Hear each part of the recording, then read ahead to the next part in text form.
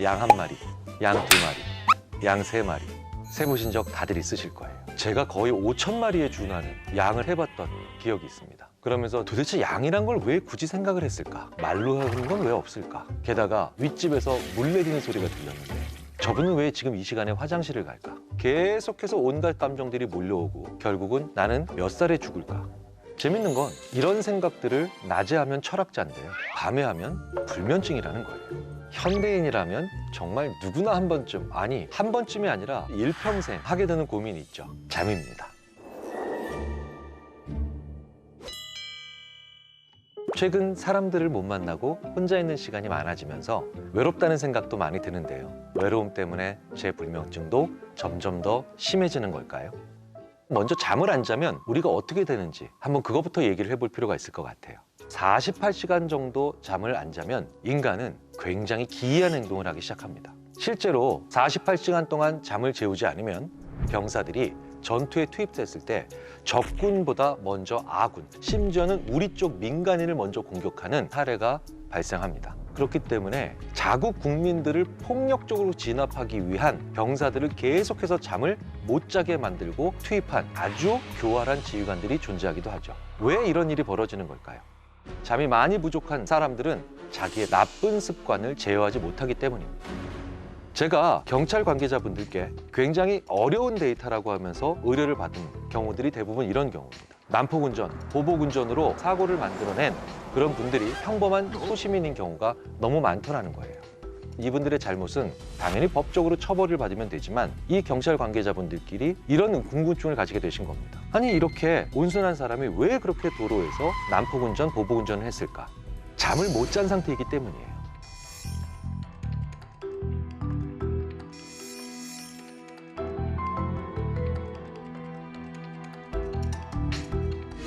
영국에서는 청소년들이 1시간 더 잘 수 있게 만드는 정책을 통해서 그 어떠한 조치들보다도 청소년 범죄율을 떨어뜨리는 효과를 보기도 했었죠. 자, 그렇다면 충분하게 잔다는 것은 개인의 문제를 떠나서 인류 전체에게 평화와 공존을 만들어내는 중요한 변수가 될 텐데요. 사실 사람이 잠을 잘 못 자는 이유에는 수백, 수천, 수만 가지가 있습니다. 베개가 좀 불편해도, 안 좋은 소리가 근처에 있기 때문에, 정말 여러 가지 물리적인 요인들로 인해서 우리의 잠은 회방받을 수 있고 수면이 질이 떨어질 수가 있겠죠. 하지만 5만 가지의 방법들을 다 동원했는데도 나의 잠이 개선되지 않는다라고 하면 훨씬 더 중요한 심리적 요인 몇 가지를 살펴볼 필요가 있겠죠. 사람이 잠을 못 이루는 이유는 크게 보면 결국 두 가지입니다. 미래와 관계죠. 미래는 대부분 나로 하여금 잠을 못 자게 합니다. 나 10년 후에 밥벌이를 제대로 할 수 있을까? 내 집 하나 장만할 수 있을까? 성공해 있을까? 참으로 재미있게도 우리는 잠을 제대로 이루지 못하는 잠을 잘 때 내일 일을 걱정하는 게 아니라 아직 일어나지도 않은 먼 미래의 일을 주로 걱정하는 특이한 패턴을 보입니다. 저도 유학 시절에 특히 1, 2년 차에 많이 고민했던 게 한국에 들어가서 직장을 구할 수 있을까였습니다. 그런데 저는 왜 5년 후, 6년 후에 정말 직장을 잘 잡을 수 있을까를 고민했을까요? 바로 내일 해야 되는 일, 그리고 한 달 후 해야 되는 일들에 대한 계획이 없었기 때문입니다. 계획이라는 게 제대로 만들어져 있으면 자연스럽게 그 목표를 향해 나가는 계획을 위해서 오늘 휴식을 취하는 게 가능해집니다. 그렇기 때문에 미래 때문에 잠이 안 오신다고요? 그러면 가장 오늘 해야 될 일 중에 하나는 자기 전에 내일과 다음 주에 해야 될 일을 최대한 구체적으로 써 내려가시는 겁니다. 그러면 이제 그 일을 제대로 하기 위해서 훨씬 더 잠을 잘 잘 수 있는 준비가 만들어지는 거죠. 자, 그렇다면 관계는 다른 이야기죠. 잠을 못 잔다고 괴로워하는 분들을 살펴보면 외로워서 잠이 안 온다, 고독해서 나 혼자 남겨진 것 같아서 잠이 안 온다고 얘기를 합니다. 정말 외로워서 잠이 안 오는 걸까요? 이 연구를 한 사람이 있다는 거예요. 왜 사람들은 자살하는가? 의 저자로 잘 알려진 플로리다 주립대학교의 교수인 토머스 조이너 교수입니다. 자, 그렇다면 토머스 조이너 교수가 왜 잠에, 그리고 특히 잠에서 어떤 문제에 한번 초점을 맞춰본 걸까요? 바로 잠과 외로움의 관계입니다. 수백 개의 연구들을 각각의 사례처럼 취급하면서 분석을 하기 시작합니다. 그러니까 연구를 다시 연구하는 거죠. 그래서 이 수백 개의 연구들을 다시 종합을 하면 연구에 포함된 대상은 수십만 명으로 늘어납니다. 토머스 조이너 교수는 이런 의미 있는 종단적 연구들을 집중적으로 살펴보기 시작한 겁니다. 그리고 토머스 조이너 교수는 굉장히 중요한 사실 하나를 얘기해 주죠. 외로워서 불면이 오는 것보다 잠을 잘 못 잤기 때문에 외로워진다는 겁니다. 자, 그렇다면 잘 자면 외로움이 많이 사라지겠죠. 자, 그런데 이제 문제는 외로워서 잠이 안 온다가 아니라 어떤 사람이 잠을 잘 못 잤을 때 강한 외로움을 느끼느냐, 이게 중요해진다는 겁니다. 토머스 조이너 교수는 그래서 자살하는 분들의 특정한 한 유형을 따로 떼어놔서 성공만을 추구했던 분들이 자살할 때 공통점인 모든 실수들이 바로 뭐냐? 바로 사람에게 따뜻하게 대한 경험이 없다는 걸 발견합니다. 그 외로움 자체 때문에 자살한 게 아니라 다른 사람에게 따뜻하게 대해본 경험이 없는 상태에서 외로움을 느끼니 견딜 수가 없었다는 거예요. 왜일까요? 그 사람들의 불면은 굉장히 무서운 불면을 만들어냈기 때문입니다. 수많은 분들이 세상을 떠날 때 가장 속상해하는 건 성공하지 못했거나 더 출세하지 못해서 후회하고 사망하는 사람들은 거의 없습니다. 어떤 사람과의 관계 속에서 최선을 다하지 못하거나 내가 오늘 다른 사람에게 배려하지 못하고 따뜻하게 하지 못한 건 다시금 20년, 30년 후에 또 다른 나의 불면을 만들어내는 출발점이 될 가능성이 있다는 점을 우리가 생각해 보면 불면증에 시달리는 사람들은 오늘 하루에서 내가 작은 친절과 그리고 소소한 대화를 하는 게 불면의 악순환의 고리가 풀리고 선순환 고리가 만들어지는 겁니다.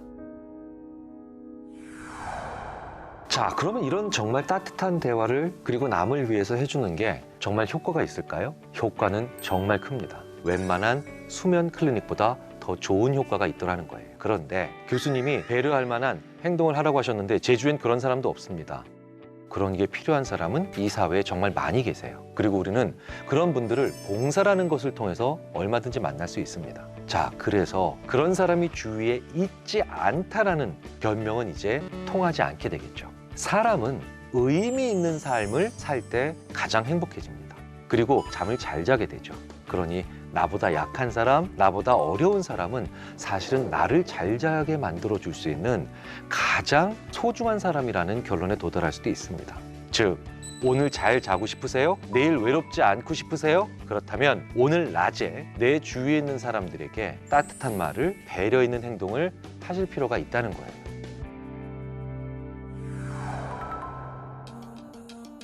잠은 우리 생활에도 밀접한 영향을 미치기 때문에 꿀잠이 꼭 필요합니다. 질 나쁜 수면은 결국 그것으로 인한 외로움과 또 2차적인 불면증을 증가시켜서 악순환이 반복될 수밖에 없기 때문이에요. 소소하지만 따뜻한 대화는 여러분의 불면증을 감소시킬 수 있는 최고의 방법 중에 하나입니다.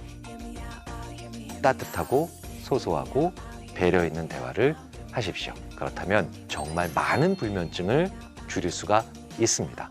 청색광이 가미됐을 때 인간의 생체 리듬에 영향을 끼친다고 합니다. 저녁이 되면은 사람의 그 수면을 촉진하는 수면 호르몬인 멜라토닌이 자연스럽게 형성이 돼야 되는데 청색광을 오래 쬐게 되면 멜라토닌의 형성이 억제되면서 사람의 수면에 방해를 주는 효과가 있다고 합니다. 그래서 요즘에 나오는 대부분의 디스플레이에는 블루라이트 필터라는 게 있습니다. 청색광 쪽을 인위적으로 줄여서 화면 자체를 약간 노르스름하게 만들고 그 상태에서 영상을 구현하는 겁니다. 그렇게 되면은 차가운 느낌의 백색이 따뜻한 느낌의 백색이나 노르스름한 색깔로 바뀌게 되고요. 청색광이 줄어들기 때문에 멜라토닌의 형성이 억제되는 효과가 줄어드는 거죠. 그래서 밤에 잠을 잘 잘 수 있을 것이다. 이렇게 말씀드릴 수 있을 것 같아요. 전 세계에서 잠 가지고 욕하는 나라도 우리나라밖에 없어요. 번역도 못하잖아. 너 잠이 오냐 지금 막 이런 거. 나라 전체가 잘 안 자고 잠을 죄악시하다 보니까 우리나라가 전 세계에서 제일 안 자요. 롱슬리퍼들이 굉장히 어려워요, 살아나기. 하지만 문제는 잠이 부족한 다음 날 우리가 무엇을 못하는가. 제가 잠을 잘 못 잤더니 실수를 자꾸. 잠에 대한 연구들이 공통적으로 하는 얘기가 전두엽에 해당하는 논리연산력에는 오히려 크게 영향을 미치지 않고 그런 능력은 많이 안 떨어진다. 자기의 습관, 그중에서도 나쁜 습관을 제어할 수 있는 능력이 굉장히 많이 떨어진다는 게 큰 문제라는 겁니다.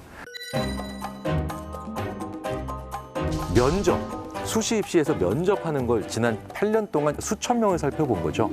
학생들이 잠을 못 자고 와요. 자기 인생의 중요한 날이 면접이니까.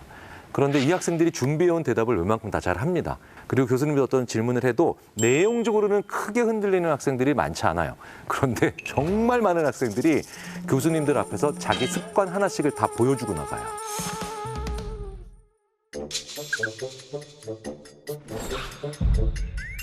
열 명 중에 3명이 들어오자마자 이렇게 다리를 꽈요. 10명 중에 1명 정도는 나가면서 불을 끄고 나가요. 인사하고 나가는데 다시 잠궈요. 우리를 다 가둬놓는 거죠. 합격이라고 말할 때까지 안 나갈 기세로 문을 잠궈버리는. 잠이 부족하면은 우리 인간이 그 다음날 사회 속에서 자기의 습관을 제어할 수 없다는 아주 위험한 상태가 된다는 건 우리가 분명히 인식을 해야 돼요. 네. 내 노력의 결실이 더 잘 나오게 만들기 위해서 중요한 게 내가 몇 시간 자야 되는 사람이라는 걸 아는 건데 수면에 대한 일기도 필요해요. 오늘 나의 말과 기분과 행동의 점수를 한번 주십시오. 그리고 그 옆에 숫자 하나만 더 적으세요. 나 그 전날 몇 시간 잤나? 몇 시간 자야 되는지를 인식하고 있지 못한 뇌는 우리로 하여금 그 다음 날을 더 대비시키는 겁니다. 나는 몇 시간 자야 되는 사람으로 태어났는가를 한번 알아내시면 내 인생에서 가장 중요한 숫자 하나를 알아내시는 게 아닐까 싶습니다. 몇 시간 잤냐 옆에 몇 시에 자서 몇 시에 깼냐. 나한테 맞는 수면 양과 적절한 수면 타이밍. 자, 그렇게 찾으신 다음에는 잠을 주무시는 공간을 구분하셔야 됩니다. 생각보다 침실에 TV 놓은 분들 많아요. 침실에 TV 치우시고 스마트폰 충전기 거실에 놓으시기 바랍니다. 네. 자고 다음날 아침에 일어나서 하시기 바랍니다. 그러면 훨씬 더 잘 잘 수 있지 않을까.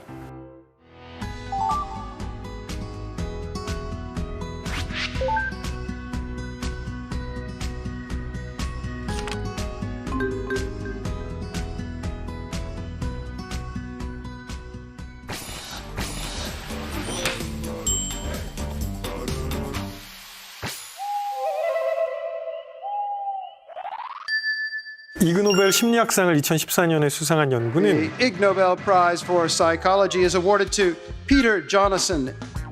일반적으로 아침형 인간을 더 바람직한 인간으로 생각합니다. 일찍 자고 일찍 일어나는 게 왜 중요하냐? Creature of the Night, Chronotypes and the Dark Triad Trait. 늦게 자는 저녁형 인간이 어두운 3가지 특징, 사이코패스, 자아도취, 마키아벨리즘과의 굉장히 높은 상관을 보이더라는 얘기입니다. 심리학에서 일반적으로 인간의 어두운 3가지 측면을 얘기해요. 나르시시즘, 자존감이랑 좀 다르죠. 사이코패스, 상대방의 감성 체계에 전혀 공감이 없는 거죠. 마키아벨리즘, 나의 이득을 위해서 상대방을 능수능란하게 이용하는 거예요. 상대방을 도구처럼 무시무시한 정말? 이라고 얘기하실 수밖에 없는 그런 연구입니다. 영국 대학생 263명을 대상으로 설문을 실시한 거죠. 아침형 인간으로 살아간다면 주로 해가 있을 때 활동을 할 거고요. 그러면 다른 사람들과 함께하는 상황들이 훨씬 많겠죠.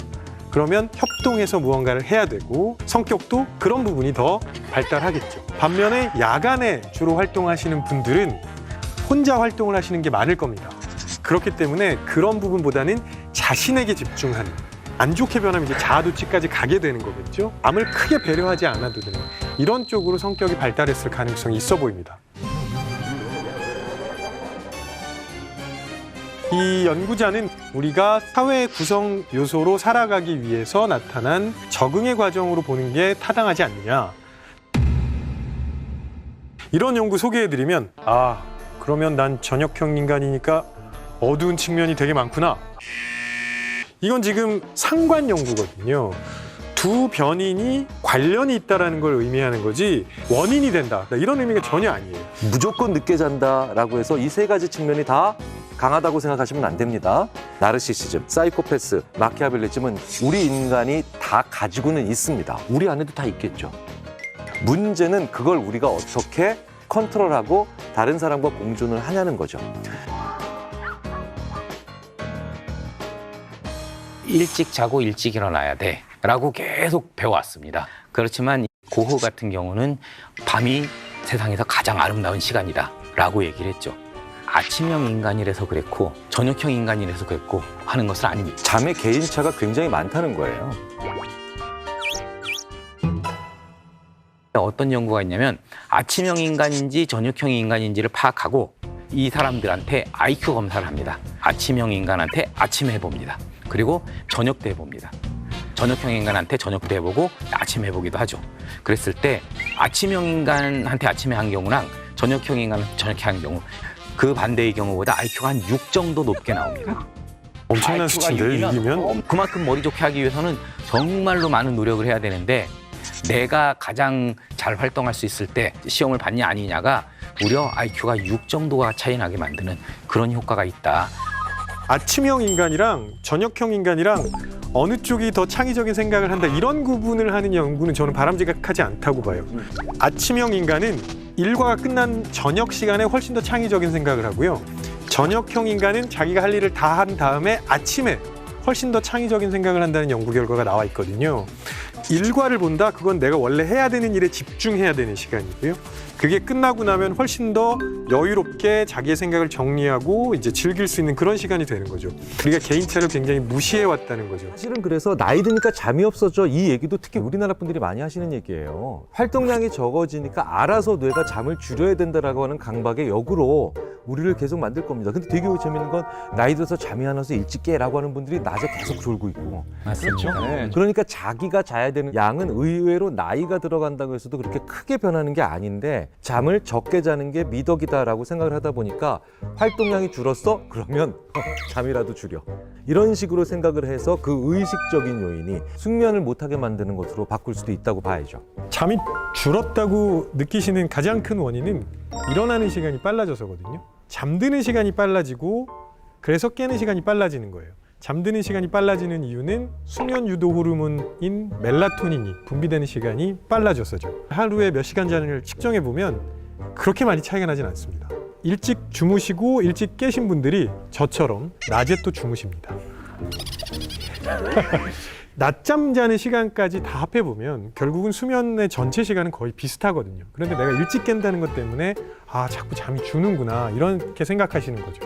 왜 일찍 깨냐? 우리도 다 여러 단계의 수면 단계들을 거쳐 나가는데 그 중에 가장 깊은 단계가 바로 논렘 수면입니다. 이때는 꿈도 안 꾸고 그냥 푹 자는 상태입니다. 그거보다 이제 얕은 단계, 렘 수면 단계, 그때 꿈을 꾸게 되고 잘 깹니다. 어떤 외부 자극이 있으면. 근데 이 나이 들면 들수록 생체 활동들이 저하되면서 논렘 수면 단계가 짧아지고 렘 수면 단계가 길어집니다.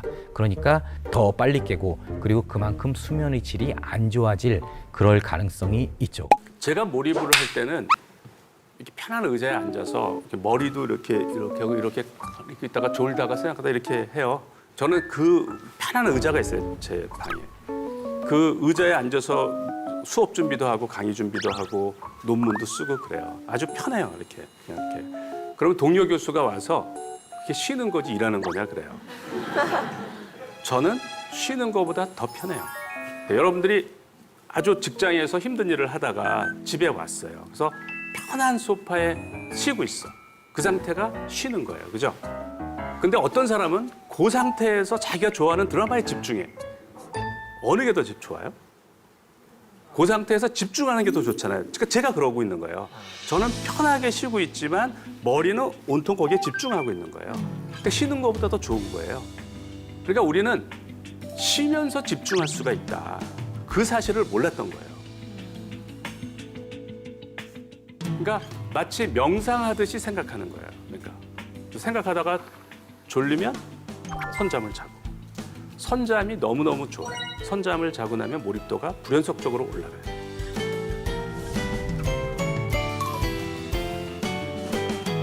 누가 자려고 그러는데 잠이 안 와. 그러면은 뭐라고 얘기하죠? 너 어려운 철학책 한번 읽어봐. 그러면 이제 읽다가 졸려, 그죠? 그러면 왜 졸릴까요? 그걸 생각 안 해보셨죠? 우리 뇌가 너 깨어있는 머리로 이거 이해 못하니까 재우는 거예요. 우리 뇌가. 네. 저한테 몰입을 도와달라고 이제 뭐 스트레스 받고 그러면 선잠을 자라고 그래요, 선잠을. 선잠을 잤더니 많이 나아졌어요. 그런데 교수님 선잠을 잔 지 몇십 분 만에 또 머리가 아파요, 그래요. 또 공부가 재미없습니다. 그럼 또 선잠을 자라. 정말 그래요. 슬로우 싱킹의 핵심은 선잠이라고 보시면 돼요, 선잠. 우리가 잠잘 때 그 문제 해결 능력하고 깨어있을 때 문제 해결 능력이 다른데 잠잘 때는 의식이 훨씬 깊은 곳으로 들어가요. 그러니까 우리가 긴장할 때는 의식의 얕은 곳까지 들어갑니다. 슬로우 싱킹을 하면 훨씬 깊은 곳으로 들어가요. 저도 고등학교 때 이제 수업을 듣다 보면은 졸릴 때가 있는데 나는 안 잔다고 생각을 하고 무언가 계속 머릿속으로 그 수업 내용을 생각을 하고 있는데 옆에 있는 짝이 자꾸 저를 툭툭 치면서 너 일어나라고 깨웠던 적이 있어요. 그러면 나 안 자니까 나 깨우지 말라고 그렇게 얘기를 했던 적이 있는데 근데 아마 교수님도 이렇게 몰입을 하시다 보면은 본의 아니게 오해를 사는 그런 경우들이 있을 것 같아요. 이제 몰입을 할 때 굉장히 중요한 아이디어가 떠올랐어요. 그게 아지랑이처럼 이렇게 굉장히 중요한지는 알겠는데 내용은 몰라요. 제 사무실 문이 열려 있었는데 거기서 누가 나를 만나러 온 거예요. 고개를 돌리면 이 아지랑이를 놓치는 거예요. 그러니까 고개를 못 돌리고 까지 긴장했던 걸 이제 의식으로 끄져 올려놓고 이제 노트에 쓰고 고개를 돌리니까 가고 없어요. 지금도 누군지 몰라요. 사과할 기회도 없는데 이게 이제 대인관계에 문제가 생길 수가 있어요. 그래서 그때부터 몰입을 하면 이제 와이프한테도 얘기하고 주변 사람들한테 얘기를 좀 합니다. 우리는 인생의 3분의 1을 자면서 보낸다고 하죠. 그리고 그 잠들어 있는 시간 중에서도 꿈꾸는 시간이 상당할지 모릅니다. 그렇다면 우리는 이 꿈을 가지고 뭘 할 수 있을까요? 2010년 영화 인셉션이 개봉했을 때 다른 사람의 꿈속에 침투해서 그 사람의 숨겨져 있는 내용들을 훔쳐오는 그 내용, 너무나 뛰어난 상상력이라고 생각하면서 재밌게 보지 않으셨나요? 그런데 10년도 더 지난 지금의 시점에 영화 인셉션에 나왔던 일이 실제로 가능해졌습니다. 2021년 4월에 발표되는 한 저명한 국제학술지 연구 결과에 따르면 미국, 독일, 프랑스, 네덜란드 4개국의 과학자들이 제각각 실험을 해서 모두 다 다른 사람의 꿈 안에 침투하는 데 성공했어 라는 것을 보여줬습니다. 자, 그렇다면 이제부터 어떻게 이 과학자들이 꿈 안에 침투를 했는지, 꿈속에서 어떤 정보를 알아냈는지, 그리고 어떻게 꿈을 꾸고 있는 사람과 이야기를 나눴는지 알아보도록 하겠습니다.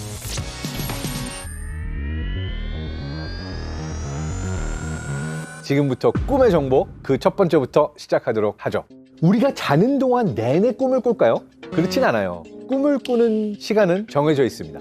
보통 우리가 하루에 6시간에서 8시간 정도 잔다고 한다면 자는 동안에 우리는 비렘 수면과 렘 수면을 반복한다고 알려져 있어요.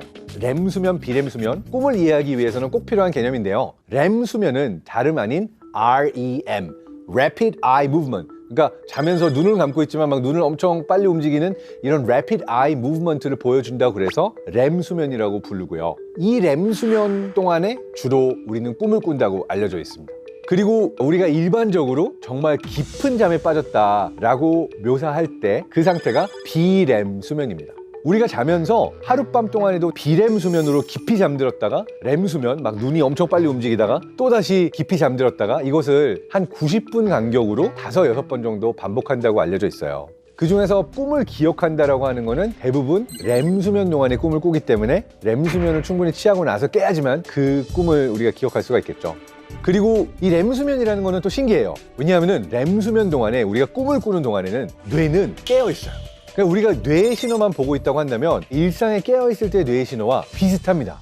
그런데 그런 반응을 보이고 있을 때 막 움직이면 큰일 나겠죠. 자다가 일어나서 막 걸어 나가다 사고를 당하기도 하고 몽유병 같은 경우도 위험할 수가 있습니다. 그래서 꿈을 꾸고 있는 렘 수면 동안에 뇌는 깨어 있지만 몸은 움직이지 않도록 되어 있는 상태입니다. 사실 자고 있는 동안에 꿈이 뭘 의미하는가에 대해서는 2013년도에 일본 교토에서도 연구를 했었습니다. 근데 이때는 이 사람이 꿈을 꾸는 게 뇌파로 보여요? 그러면은 깨워서 일어나면은 무슨 꿈 꿨어요? 물어보고 뭐 제가 어디 산책하는 꿈을 꿨어요. 오케이 하고 다시 잠들게 한 다음에 이 사람이 꿈을 꾸면 깨워가지고 무슨 꿈 꿨어요? 이러한 걸 수백 번 물어보면서 뇌에서의 어떤 패턴을 보일 때 어떤 꿈을 꾸는구나 라는 걸 측정을 해서 이런 걸 상당히 정확하게 예측하는 데 성공했다고 합니다.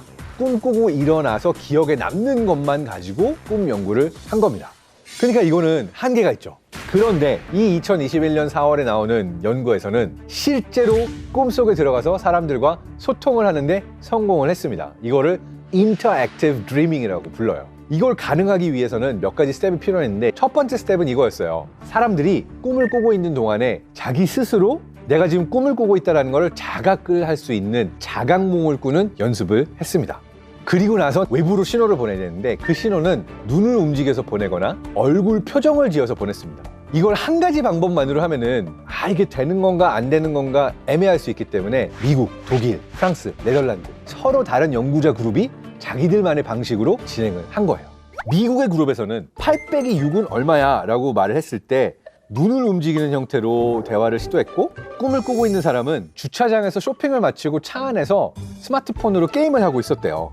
근데 게임을 하고 있다가 뭔가 게임을 하는 상황이 이상해서 내가 지금 꿈을 꾸고 있는 것 같아 라고 말을 하자마자 갑자기 어떤 목소리가 라디오에서 들리면서 8-6은 물어봤다고 합니다. 그리고 이 순간 이거는 분명히 라디오에서 이 목소리가 나온다는 건 바깥에 있는 과학자들이 나랑 얘기하려는 걸 거야 라고 하고서는 눈을 이렇게 열심히 움직여가지고 라는 신호를 했다고 해요. 그리고 나서 깨어나서도 기억했다라고 이야기를 하죠. 독일 그룹에서는 모스부호를 배워서 단어도 만들 수 있고 이야기도 할 수가 있는데 이런 경험을 했다고 이야기를 합니다. 나는 허리가 아파서 물리치료사 같은 의사 대기실에 있었는데 형광등이 깜빡이기 시작했다. 이게 깜빡이는 패턴에 의미가 있는 것 같다라고 봤더니 모스부호가 맞았고, 실제로 모스부호가 4+0의 신호를 줬고 내가 그 신호를 알아들었다는 이야기를 하기 위해서 눈을 4번 움직여서 4라는 답을 했다.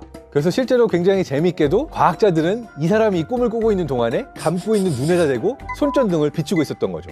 독일 그룹은 이런 형태로 진행을 했고, 프랑스 그룹의 경우에는 수학 문제가 아닌 문장으로 질문을 합니다. 예를 들어서 너 스페인어 할 줄 아니? 너 생물학 전공했니? 이러면은 답을 yes 또는 no로 해야 되는데 그 답을 하는 게 인상을 한 번 쓰면 yes, 2번 쓰면은 no, 뭐 이런 형태로 신호를 주게 한 거예요.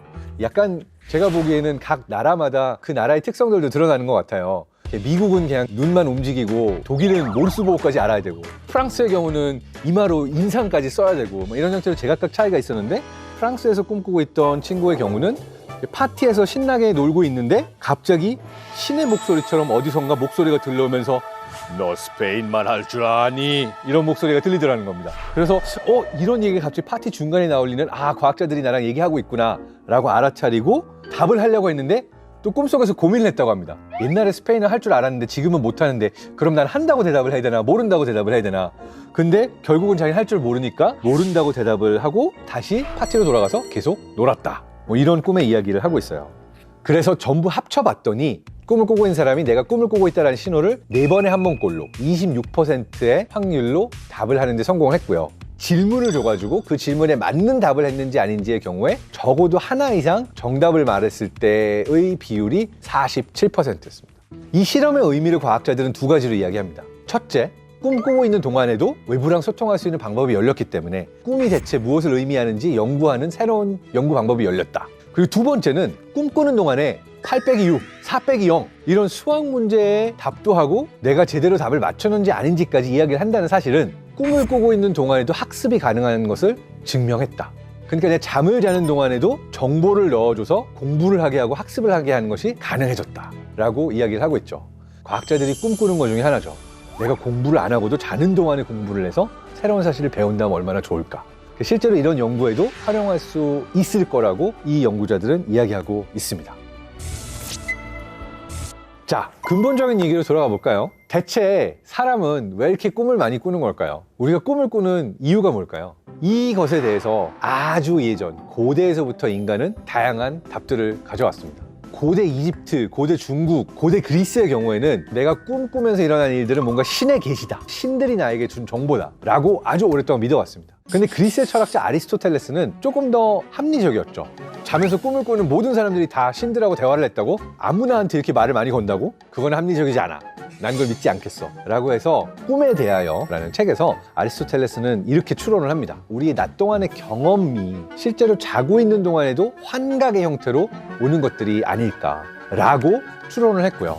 이 추론을 가지고 조금 더 간 것이 심리학자 프로이드와 융입니다. 이들 역시도 꿈은 무슨 계시나 경험이 아니라 뇌가 일으키는 우리의 정신적인 반응이다. 그리고 숨겨진 욕망들이 꿈에 드러날 것이다 라고 우리 인간의 무의식에 대한 이론들을 넣죠. 근데 이런 것들이 과학적으로 검증될 수는 없었죠. 그렇다면 현대과학자들은 우리가 왜 꿈을 꾸는지, 우리가 왜 잠을 자는지 어떻게 설명할까요? 잊어버리기 위해서, 그리고 배운 걸 기억하기 위해서. 우리가 매일매일 경험하는 것들이 엄청나게 많습니다. 뇌가 매일 쓸데없는 모든 것들을 다 기억해야 된다면 어느 순간은 과부하가 걸릴 수밖에 없을 겁니다. 그래서 필요 없는 것들을 잊어버릴 수 있게 해주는 것이 잠의 원리 중에 하나이고, 잠을 연구하는 학자인 매튜 워커는 우리는 왜 잠을 자는가라는 그의 책에서 비렘 수면과 렘 수면의 역할을 이렇게 설명합니다. 비렘 수면 동안에는 필요 없는 것들을 떼내고 필요한 것들만 남기는 작용이 일어나고 있고, 또 동시에 알려진 바에 의하면 뇌척수액이 나와서 실제로 뇌를 청소합니다. 그리고 렘 수면, 그러니까 우리가 꿈을 꾸고 있는 동안에는 어떤 일이 일어나냐, 기억해야 될 것들, 내가 학습한 것들, 이것들이 나라는 존재의 일부로 융합이 됩니다. 뭐냐 하면 또 이런 게 있습니다. 어느 피아니스트가 저는요 자기 전에 연습을 하는데 막 잘 안 되던 것들이 자고 일어나면은 갑자기 잘 연주가 되는 케이스가 있습니다. 근데 운동선수들을 대상으로 실험했더니 비슷했습니다. 어떤 점프나 특정 무브를 엄청 많이 연습을 하고 두 그룹으로 나눠서 한 그룹은 꿈을 꿀 수 있는 렘 수면까지 갈 수 있게 해주고 다른 그룹은 못 넘어가게 했더니 자고 일어났는데 내가 연습했던 무브가 자고 일어나서는 갑자기 되기 시작하는 거죠. 그런데 꿈을 꾸는 렘 수면을 경험하지 않았던 운동선수들은 자고 일어나서도 안 되던 게 되지 않더랍니다. 그러니까 우리가 꿈을 꾸는 렘 수면을 하면서 정말로 어떤 스킬이 내 스킬이 되고 내가 학습한 것들이 내 안에 남아있게 해주는 장기 기억으로 넘어가고 새로운 생각을 하는 것도 잘 자고 꿈을 잘 꾸고 일어났을 때 더 잘 되더라라는 연구들이 있습니다. 정리해보자면 운동선수들이 운동을 잘하기 위해서, 아티스트가 굉장히 좋은 창의적인 그림을 그리기 위해서, 내가 시험을 잘 보기 위해서는 우리가 미라클 모닝이라고 말하는 새벽 4시, 5시 일어나는 것이 안 좋을 수도 있다. 왜냐하면 깨기 전에 아침 시간에 렘 수면을 많이 하고 꿈을 많이 꾸기 때문에 새벽에 아주 일찍 깨게 되면은 렘 수면을 충분히 못하고 깨게 되는데, 그렇게 되면은 오히려 배운 것들이 나의 것으로 기억이 잘 안 날 수도 있다. 그러니까 너무 일찍 일어나는 것보다는 푹 자주는 것이 뇌에 훨씬 좋다라고 이야기를 하고 있습니다. 엄마, 너무 일찍 깨우지 마. 뇌과학자님이 푹 잘 자는 거 중요하다고 말했어. 네, 제가 욕먹을지도 모르지만 여러분의 뇌를 위해서라면 기꺼이 욕을 대신 먹어드리겠습니다. 그리고 또 다른 효과가 있어요. 꿈을 꾸고 있는 렘 수면 동안에 노르아드레날린이나 아니면 아드레날린 같은 일종의 흥분 호르몬, 스트레스 호르몬들이 거의 0에 수렴하면서 줄어듭니다. 그래서 잘 자고 일어나서 다음날이 되면은 내가 어제 부끄러웠던 기억, 스트레스 받았던 기억이 떠오르기는 떠오르지만 그때만큼 스트레스를 받지는 않게 되는 거죠. 그래서 우리가 되게 힘든 경험을 하고 마음이 힘들면 유난히 잠이 많이 오죠.